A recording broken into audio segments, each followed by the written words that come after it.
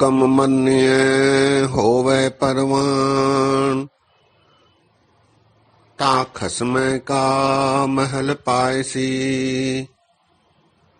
हुक्मे भावे जो करे, मनो चिंदिया सो फल पायसी। ता दरगह पैधा जायसी, ता दरगह पैधा जायसी।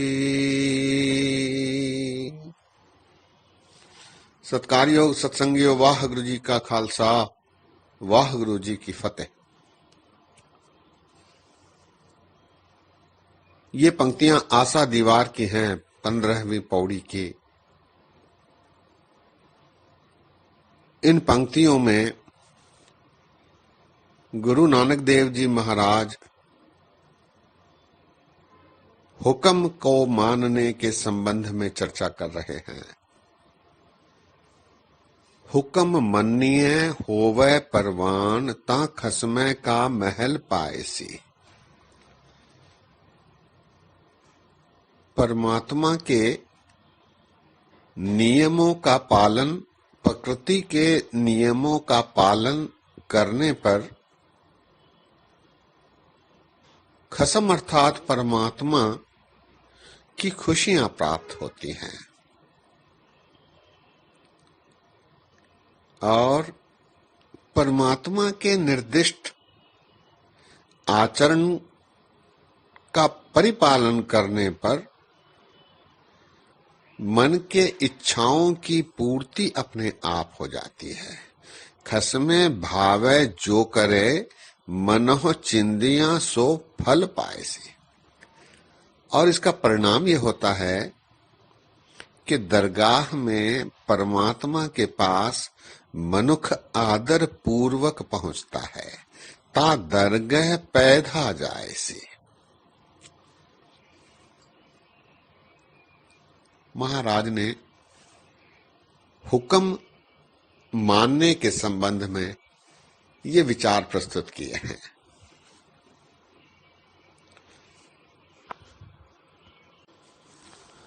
गुरु अमरदास जी महाराज जी भी इस संबंध में कह रहे हैं, सो सिख सखा बंधप है भाई, जो गुर के भाणे विच आवे।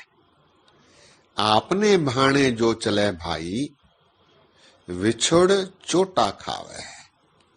वो मनुख सखा है, बंधप है, भाई है, जो गुरु के भाणे को मानता है। गुरु का भाणा परमात्मा गुरु के माध्यम से हमें अपने जीवन यापन के आचरण के निर्देश देते हैं।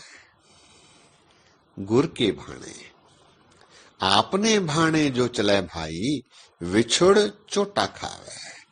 अपनी मर्जी के अनुसार जो आचार व्यवहार करता है, वो परमात्मा से विलग होकर, विछड़कर चोट खाता है, दुखी रहता है।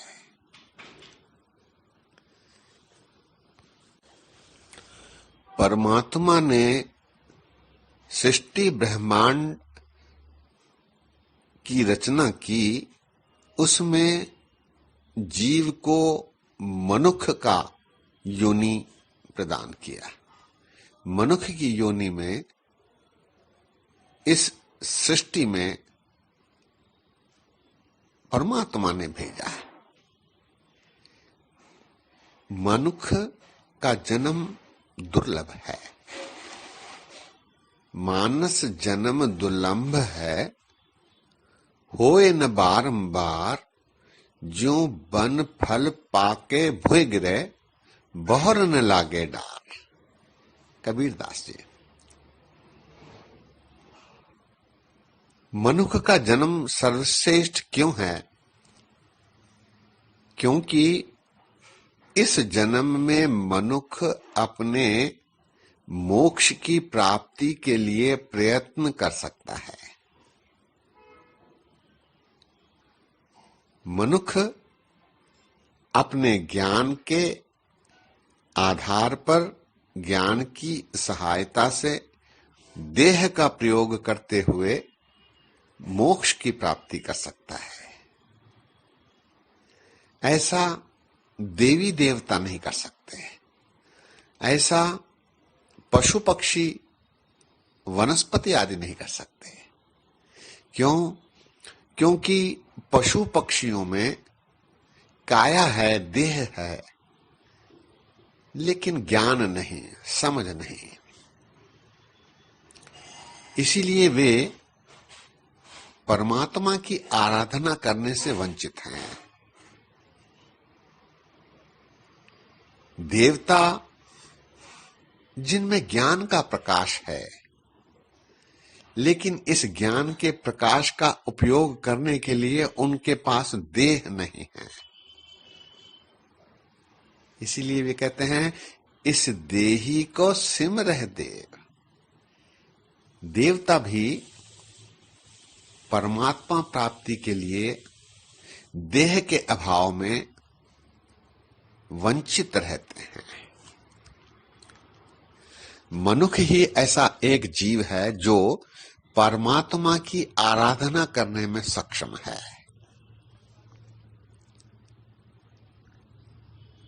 मनुष्य इस संसार में विचरता है। विचरते समय वो प्रकृति के नियमों, परमात्मा के बताए आचरण पर चलते समय माया के वश होकर अपनी मर्जी से उन प्रकृति के नियमों के विरुद्ध चलने का असफल प्रयास करता है। आचार्य रजनीश नाम के एक ज्ञानी हुए हैं। उन्होंने जपजी साहब जी का टीका किया है। 38 पौड़ियां और 2 श्लोक का टीका उन्होंने 650 पेजेस में किया। लंबी रचना है। उन्होंने सैकड़ों किताबें लिखी हैं। वे कहते हैं कि मनुष्य को पानी के बहाव में बहना चाहिए, बहाव के विरुद्ध तैरने का प्रयास नहीं करना चाहिए। ऐसा करने पर उसे कष्ट होता है, तकलीफ होती है। मनुष्य भी परमात्मा के बताए प्रकृति के नियमों के विरुद्ध चलने की कोशिश करता है। ऐसा वो माया के वश होकर करता है। और जब वो ऐसे प्रयत्न करता है तो कभी फल की प्राप्ति न होने पर उसमें क्रोध उपजता है। वो क्रोधित हो जाता है, अपने स्वास्थ्य को खराब कर लेता है और कुछ प्राप्ति होने पर वो उसमें रुचित होकर काम की उसमें उत्पत्ति होती है, वासना की उत्पत्ति होती है और उसके पश्चात मनुष्य को उनके प्रति लोभ पैदा हो जाता है। कुछ और कमाऊं, कुछ और प्राप्तियां कर लूं, कुछ और उपभोग कर लूं, कुछ और रख लूं, कुछ और अर्जित कर लूं। लोभ, लोभवश जब वो संग्रहण कर लेता है, प्राप्तियां कर लेता है, तो उनके प्रति उसका मोह उत्पन्न हो जाता है।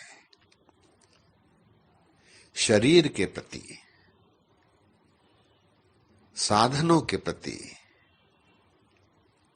धन, इमारत, महल, माड़ी आदि के प्रति फिर वो मोहवश हो जाता है। और जब ये सब प्राप्तियां उनसे होती हैं तो उसमें सबसे भयंकर रोग अहंकार पैदा हो जाता है। सत्ता की प्राप्ति, धन की प्राप्ति, इन प्राप्तियों पर वो अहंकार करने लगता है। और इन 5 दूतों के वश होकर अपना जीवन गंवा बैठता है। इसीलिए महाराज ने कहा है,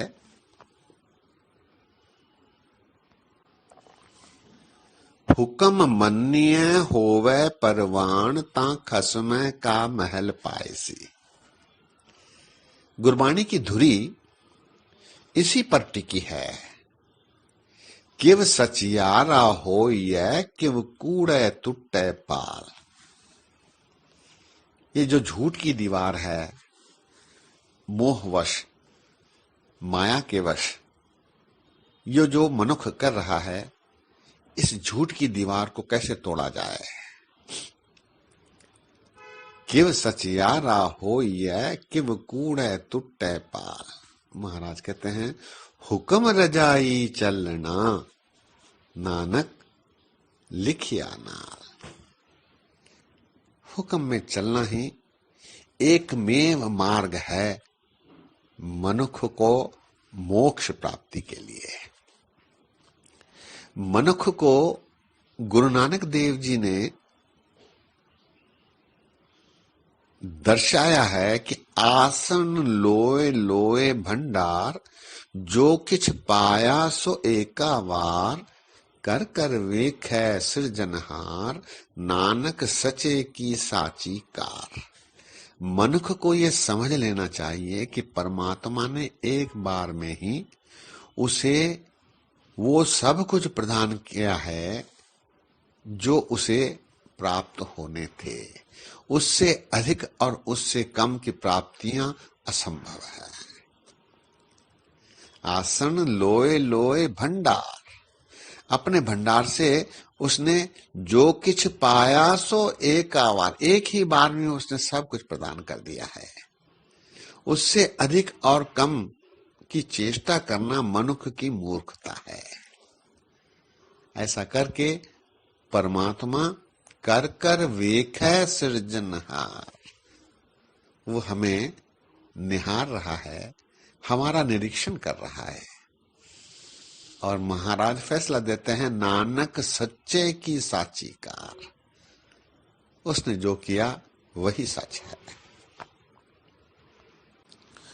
मनुष्य अहंकार के वश होकर अनेक त्रुटियां कर रहा है। इसीलिए अहंकार से दूर होना आवश्यक है। हऊ में बूझै ता दर सूझै, ज्ञान विहूना कथ कथ लूझै। हऊ में पर जिसने विजय प्राप्त की, तभी उसे दर की सोझ पड़ती है, दर की सूझ मिलती है। दर अर्थात परमात्मा का दर। सत्संगियों, मनुष्य परमात्मा के दर तक पहुंचता है, घर तक नहीं पहुंच सकता। घर तक केवल अवतारी पुरुष या ऐसे पुरुष जो जीवन मुक्त हो गए हैं, ऐसे जीव ही पहुंचे हैं। मनुष्य केवल दर तक पहुंचता है। इसीलिए गुरुद्वारा कहा गया है, गुरु घर नहीं, गुरुद्वारा। मनुष्य परमात्मा के दर तक पहुंच पाया है, और दर से जब वो घर पहुंचेगा, तब उसे ज्यों जल में जल आए खटाना, त्यों ज्योति संग ज्योत समाना, मिट गए गवन पाए विश्राम, नानक प्रभु कै सद कुर्बान। ऐसी परिस्थिति प्राप्त होती है। सत्संगियों, हमें हुक्म को मानने की आदत डालनी होगी, इसकी तैयारी करनी होगी। यही जीवन है। पानी बह रहा है, उसमें बहना होगा। पानी की धारा के विरुद्ध तैरने का प्रयास बेकार है, ऐसा बार बार गुरबाणी में दर्शाया गया है। हुक्म मन्निए होवे परवान ता खसमे का महल पायसी, हुक्मै भावै जो करे, मनोह चिंदियां सो फल पाएसी, ता दरगह पैदा जाएसी। इतने वचन प्रमाण करो। अनेक गलतियां हुई हैं, दास को अनजान जानकर क्षमा बख्शो। फतेह सांझी करो। वाह गुरु जी का खालसा, वाह गुरु जी की फतेह।